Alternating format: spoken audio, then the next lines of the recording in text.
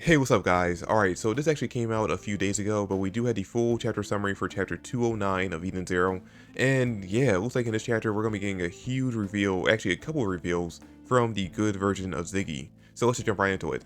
Alright, so the cover page of this week's chapter is going to be Hermit, and she's going to be doing like a double peace pose and smiling. I guess it just means she's going to be holding up the peace sign twice. Okay, page 2. Same as the last chapter. Ziggy says his evil self will take over soon and has to be killed.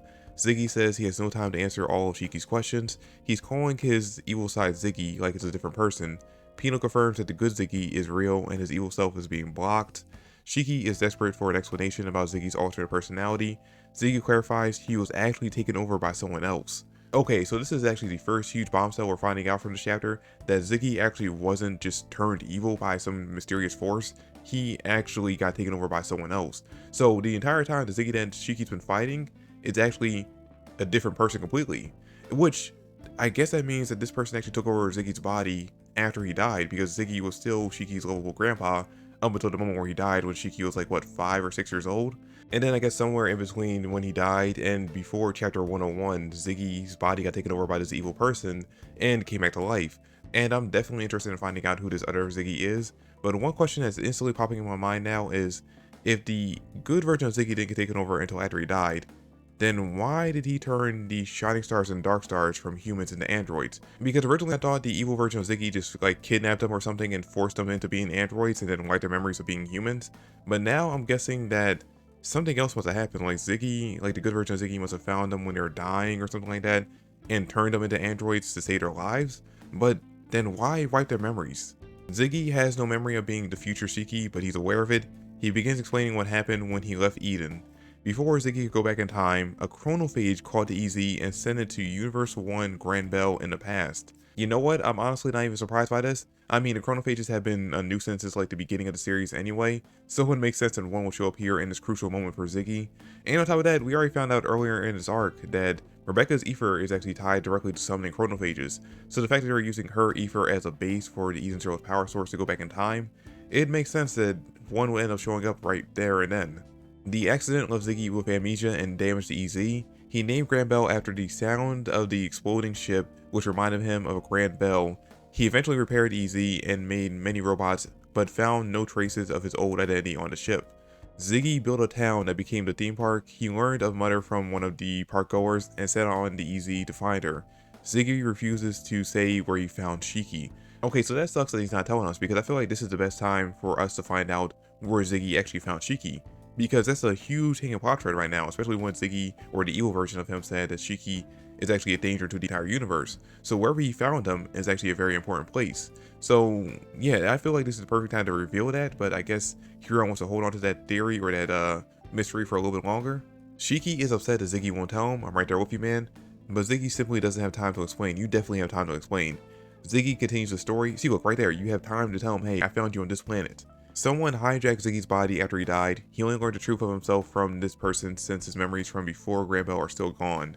Ziggy can't see Shiki as his past self, but his grandson. He reveals the one controlling him is the true enemy and evil they should be fighting. The true enemy is on Lendard right now. There's a panel of every other major character left standing. It could be any one of them.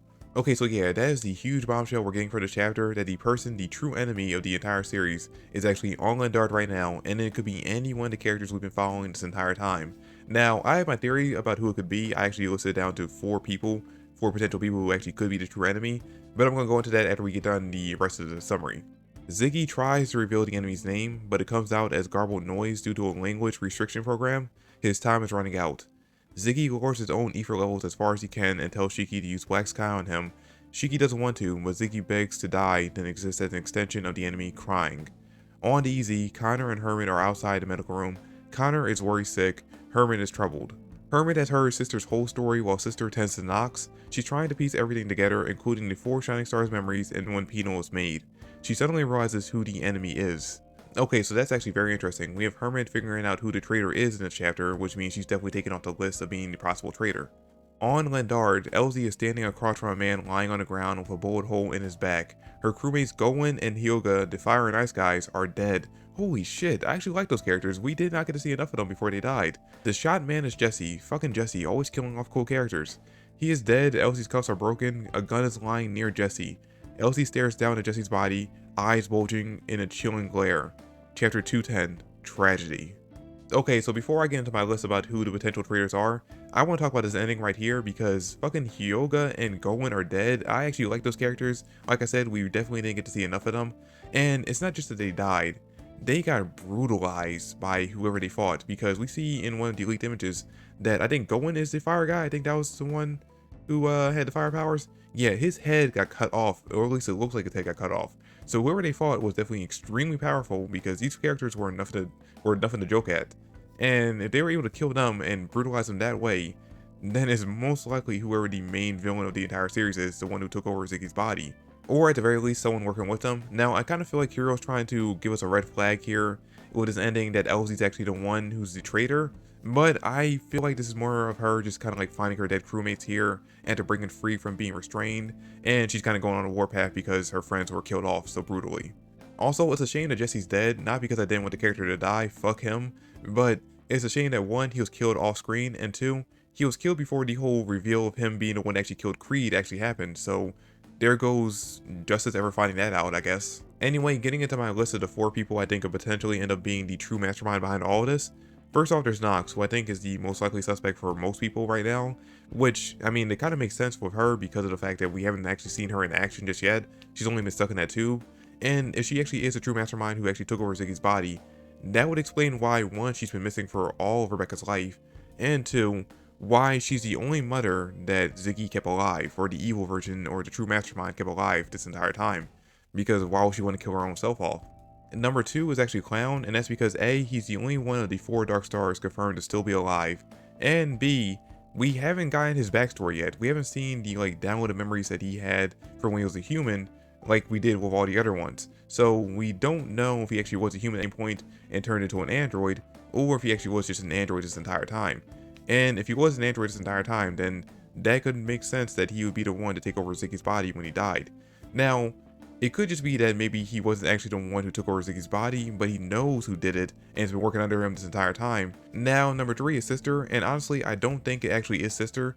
I'm just throwing her in there because just like how it was with Clown, we actually haven't seen her past memories yet of when she was a human, just because she's tied to Clown, so, I had to throw her in there just because of that. And then number 4, who I originally threw in as a joke, but the more I thought about it, the more it made sense that they actually could potentially be the true mastermind behind everything, and that is Couchpo. Because Couchpo is one of the few characters who have been around for so long that we know so little about. I mean, we know nothing about her backstory. The only thing we have on her information-wise is that she's smart, she likes to eat, and she's a beekeeper, a very popular beekeeper. That's the only information we have on her. She's been with the crew way too long for us to have zero information on her backstory, so the fact that we know nothing about her besides the very basic things that anyone could find out, yeah, that really has me very suspicious about her and whether or not she actually might end up being revealed to be the traitor. That being said, like I said, originally this was kind of like a joke character I was throwing in on the list, but the more I think about it, the more potential she has of being the true enemy. Anyway, that is it for the video, guys. Let me know in the comment section down below who you think the actual traitor is. I'd love to hear your theories. But that's it for the video. Thanks for watching, and I'll catch you guys in the next one. Peace.